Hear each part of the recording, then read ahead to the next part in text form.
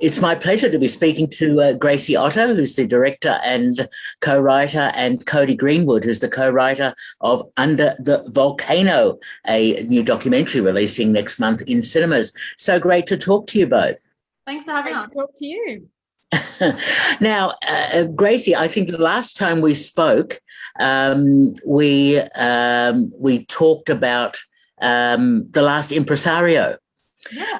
So what an incredible journey you've had from that film, because obviously you've done other things, to making this one, Under the Volcano. Can you talk about that journey in particular?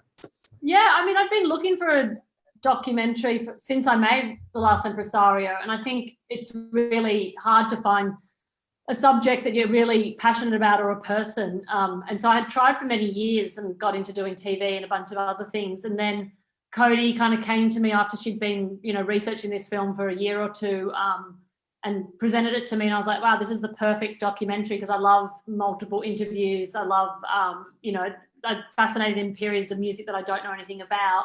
It still had a British kind of undertone to it that, I felt like I'd kind of become an expert in the British culture because of the first film I did.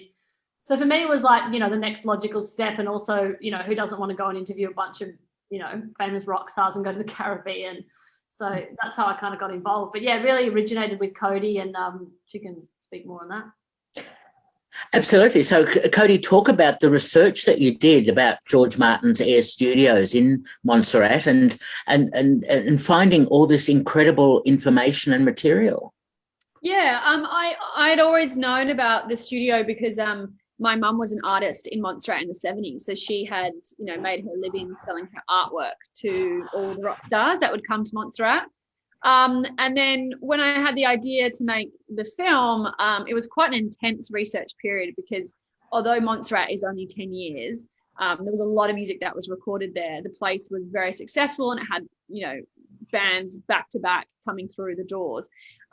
So it was really about starting with the team who set up the studio, the Martin estate themselves, and then the original sort of tech engineers. And then it just grew from there to the musicians, to the people of Montserrat. And it was kind of just one of those like organic processes that just kept going and going. What incredible journey. So can you talk about, both of you, about getting the interviews, putting the material together and writing the whole story so that it flows as a really strong narrative?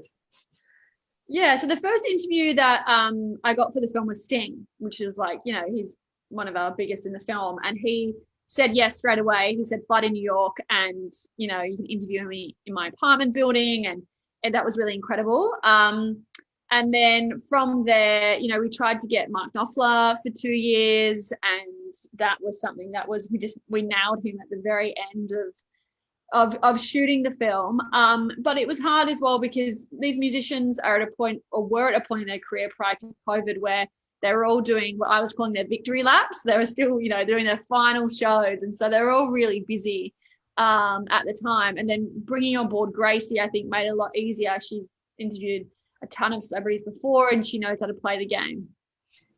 I like that, how to play the game, and it is pretty much a bit like that. So Gracie, talk about then the challenges that you had in terms of bringing people on board, the interview process and so on. I mean, I think really when I first went through all the material with Cody, and we were in the research phase, it was like, well, we kind of know how the film's going to end. We kind of know where it's going to start, but there's like, the challenge was like trying to capture the spirit of the island, the people on the island, Sir George Martin, and a brief history on him if you didn't know much about him, then the big bands that were down there, and then the hurricane and the volcano. So it was kind of like going, there were so many people that went down there was so much material down there, but really having to hone in on that. And we worked with Karen Johnson, who edited my first film, who's amazing, and then we went back in and did more work on the script, because it was kind of like we were trying to work out that the context people would need to know seeing the film, and kind of it was important to show where those bands were in their career at the time. Because obviously, there's people who are big fans of the Police and know everything, and then there's the audience members who kind of just go in and don't know anything. So it was just trying to find that balance about their kind of the mini stories within the big overarching kind of theme of the film. And then, yeah, I think the celebrities, And the musicians, that's always a challenge because, you know, I'd learned from my first film, it doesn't matter who they are, they just decide one day if they want to do something or not. And sometimes you get lucky and sometimes you don't. And it's a long journey and there's nothing you can do but be patient, which is really hard for Cody and I. When we're on like a deadline and timeline and, you know, we're flown over to be in that city and we're like, hey, we're sitting here, please come and do an interview. And it's, you know, the more and more people you get, and I think for us it was important to try and get this 360 perspective of the place. And, you know, for Cody, it was always really important to interview the people who worked at the studio and lived on the island to kind of get, you know, that story arc as well. And yeah, so there was a lot of material to go through. Amazing stuff. And the studio being under the volcano, literally, what an incredible situation that was. But the contrast between the richness of the recording studio and the lives of the people in Montserrat, I really found that quite fascinating. I had no idea.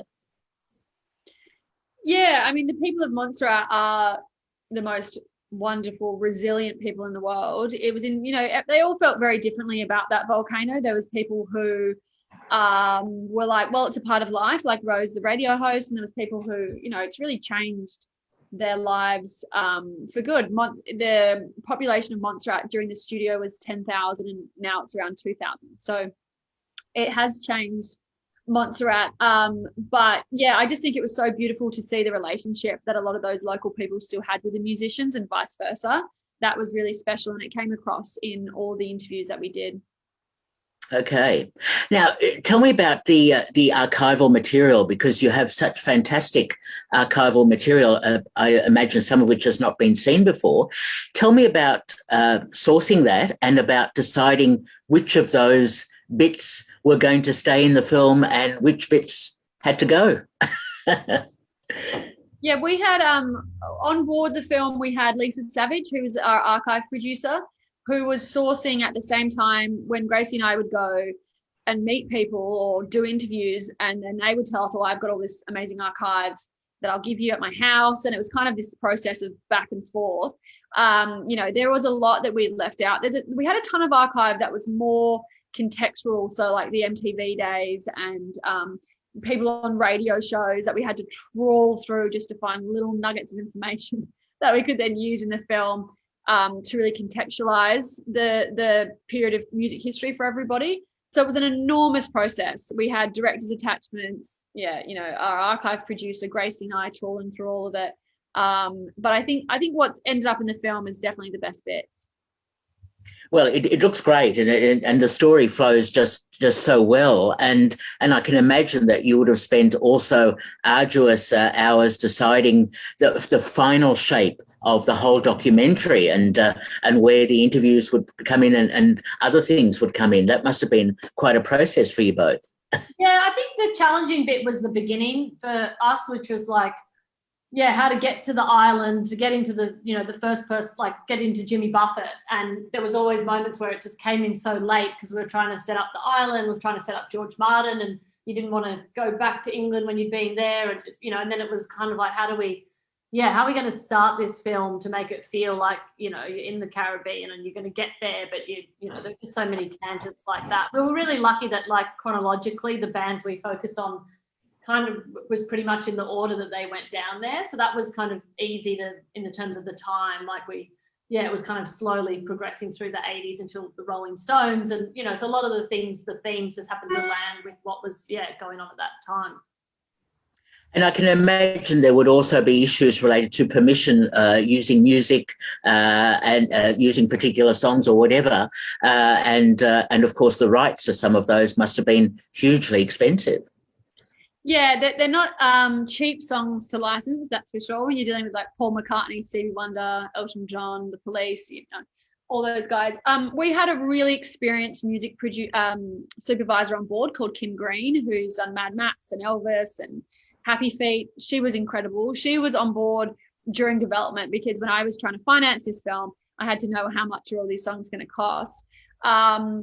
And what we found, there was a real crossover when making this film between the people that are like, say, for instance, Elton John, his music's in it, but he also had to sign himself off in the archive, his likeness. So he had to watch the film, give permission for the music, give permission for him in archive, even though he wasn't in the film himself. So there is a huge overlapping process of approvals, which was something that I didn't expect as a producer, and was very tedious. But when I got to the end of that process, my spreadsheet of approvals, which, you know, was just mammoth, when that was finally done, it was a huge relief. Wow, what a process. And now the film is releasing nationally in Australia next month. And I gather it will also have overseas possibilities in terms of the great story that it's telling. Yeah. Yeah. Sorry, it was released in the UK on the 26th of July. And what they're now doing is really great sort of eventized screenings at like Olympic Cinema, which is really wonderful. It released last week in the US. They'll be doing some live Q&A screenings with it, giving the sort of state of the world with COVID. So it's great to see that the film is still getting out and about. And I think all the you know, really positive word of mouth is means that, you know, when people want to see it, they can just log onto iTunes and get it straight into their living room. It's a shame. The only thing I wish is that all of us as a team could have got together and watched it in a cinema and celebrated. But, you know, it's just one of those things of the way of the world at the moment. So I'm sure one day we'll get the chance. Absolutely. It deserves to be seen in a cinema, but nevertheless, it's a terrific film. And I must ask you both, Gracie and Cody, are you working on other films or other shows at the moment? Yeah, I just have a show that I directed on called The Moth Effect, which is out on Amazon. It's a sketch comedy at the moment. It's out worldwide on Amazon. And then I'm in post on my first feature narrative film. So that will be out later next year. Okay. And Cody, are you working on something? Yeah, I've got a few projects in the pipeline. A documentary coming out on the ABC in November called Girl Like You. And with those same directors working on a documentary series in development, and then moving into financing to feature films at the moment, which will hopefully go into production next year. So quite a full pipeline coming off the back of Under the Volcano, but it should be a great year ahead. Okay. Well, congratulations to you both, Gracie and Cody, for a fine documentary, Under the Volcano. And thank you so much for talking with me. Thank you. Good to see you again. Bye-bye. Bye.